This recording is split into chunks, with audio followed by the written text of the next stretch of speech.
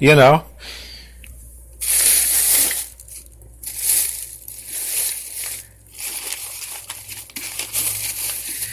So, any hoot. Yeah. So I don't understand that. Hopefully that's a rumor. Hopefully that's not true, because the last two Hell in a Cells, I think Raw had one in 2016. They left it plain. Same for 2000 last year too, when Kevin Owens faced Shane McMahon in a Hell in a Cell match. So with that being said, it's time for the predictions. So we got 8 matches for the event. So let's start off with the mixed tag. It's Daniel Bryan and the returning Brie Bella taking on The Miz and the returning, well, I shouldn't say returning, Maurice. My prediction, this means nothing. I mean, these two, Miz and Daniel Bryan, have been feuding for a long time. One got it's a game of one-upsmanship, if you ask me. I think professionally and personal. I mean, the two had two different paths of making an impact in professional wrestling, in sports entertainment, if you ask me. Though I'll have to say, the Mizan, excuse me, I butchered your name. He's from Parma, Ohio. Then moved on to MTV's The Real World. I guess he met Maurice later on when he joined the WWE back in 2003, 2002. Anyway, my prediction is Daniel Bryan and Brie Bella, because I don't think they have anything big plans for The Miz other than his show with Maurice.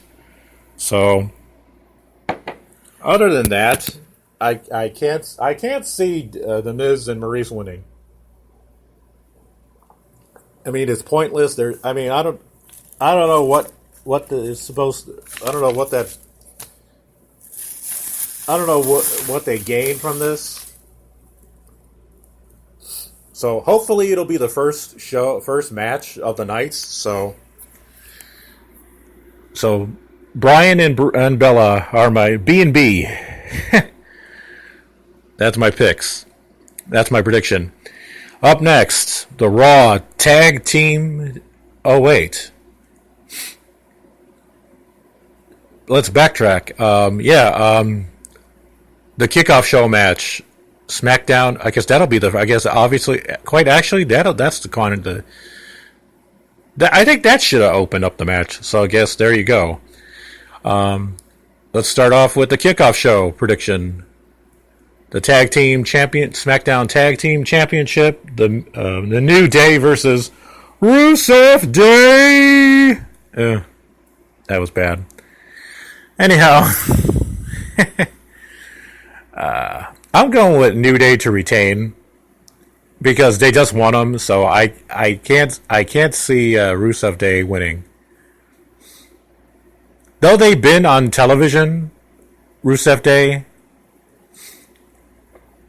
with that whole Andre Cien Almas and Zelina Vega feud. So, but New Day retains. Next up is the Raw Tag Team Championship. It's the defending champs, Dolph Ziggler and Drew McIntyre versus Dean Ambrose and Seth Rollins, as I would call him, Ambrollins. So my prediction: Rollins and Ambrose, they're gonna win. They're gonna win the tag team belts again.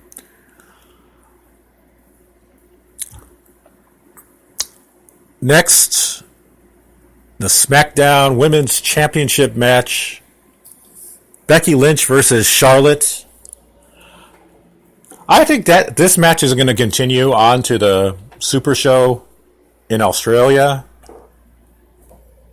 Maybe this is probably why they didn't add too many matches for some reason.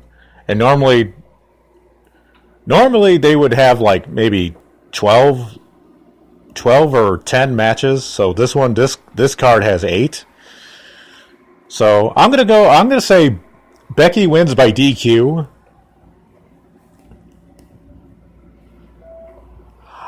And then I know the whole Becky Lynch heel turn since after SummerSlam, after that match at SummerSlam, I guess the Road Dogg has been taking a lot of heat because Becky Lynch is not a believable heel. Well, let's say they continue this. And I think since Raw has the Riot Squad, I think Becky Lynch should team up with Mandy Rose and Sonya Deville. That way you can get all. It's a win-win-win-win. You can get all those ladies over, and plus you got the upcoming women's pay-per-view Evolution coming up. I say, yeah, why not do it that way? Because I'll get to the Raw main event later as this goes on. So next is the Raw Women's Championship. I got Ronda Rousey to retain. I can't. They put the belt on Ronda Rousey for a reason, and since she just won it at SummerSlam, I can't see her losing it to Alexa Bliss. So Ronda Rousey's got the momentum. She was just in a movie with Mark Wahlberg in that Mile 22. And plus she was just in a commercial with for Twizzlers.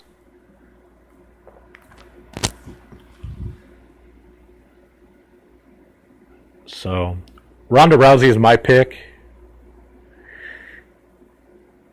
Up next, first Hell in a Cell match: Randy Orton versus Jeff Hardy. Now this feud, I guess, is because I guess the fans they don't respect Randy Orton. Though this was a long time coming because I guess Randy Orton wasn't. I guess he was bored with being a face. So what a way to reignite his heel persona by attacking one of the fan favorites in Jeff Hardy. So a lot's been said since this is Jeff Hardy's first ever Hell in a Cell match during his tenure with WWE, off and on. So I guess he's sort of hinting towards retirement, because if his brother is, I guess so is Jeff, I suppose. Unless he comes back as Will-O-the-Wisp or something. So, or if he continues the broken gimmick. So, with that being said, Randy Orton is my pick. I think he got more to build on with Randy Orton than you do Jeff Hardy. So Randy Orton is my pick. Up next, WWE Championship match, the SmackDown main event: AJ Styles versus Samoa Joe. This is their second part of their Mind I say it's part 2 of their WWE feud. because when the two were in Impact Wrestling, they had some really phenomenal, no pun intended, phenomenal matches on Impact Wrestling. So this time around, Samoa Joe is the heel, and AJ Styles is the longest reigning WWE champion right now. I can't see Samoa Joe winning this time around. Plus so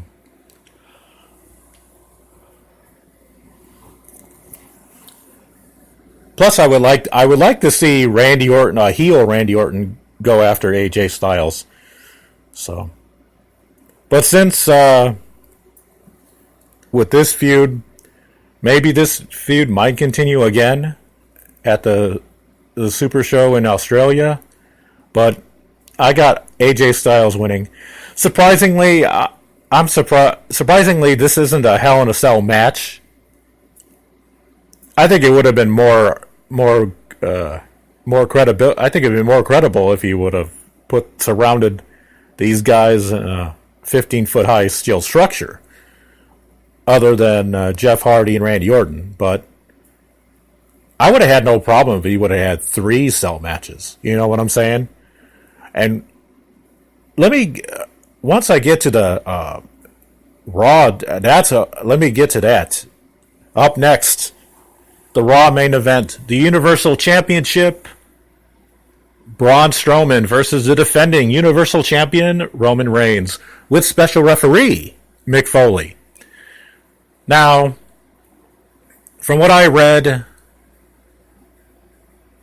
Mick Foley is not going to... Don't expect Mick Foley to take any bumps, because I guess he's supposed to be on a TV show or something, promoting I guess he's supposed to be on a TV show. I forgot what it is.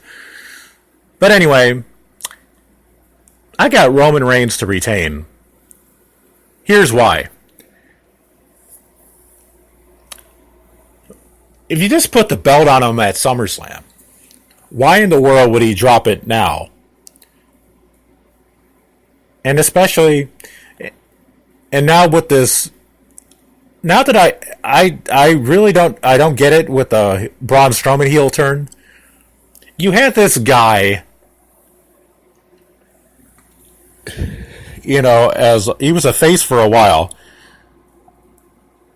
I think during WrestleMania, like right before WrestleMania. And I mean, and then he decides, like, before he turns heel, he goes, "I'm going to tell you to your face, I'm going to cash in at Hell in a Cell." And then he turns heel. Wouldn't it have been better, a whole lot better, if he would have turned heel at SummerSlam, interfering, like giving Roman Reigns the DQ victory over Brock Lesnar, so that the fans you would still question, could Roman Reigns beat Brock Lesnar? And that didn't happen. So Braun Strowman could have did that. He could have pinned Roman Reigns for the Universal title to set up the Hell in a Cell match, which I'll get to why Braun Strowman turned heel. So after Roman beat Finn Balor, I think you could have made the main event a whole lot better if you would have put not only the Raw Tag Team titles on the line and the Intercontinental title on the line, added to the Universal title match. That would be a hell of a six-man Hell in a Cell with a War Games format. You know what I'm saying?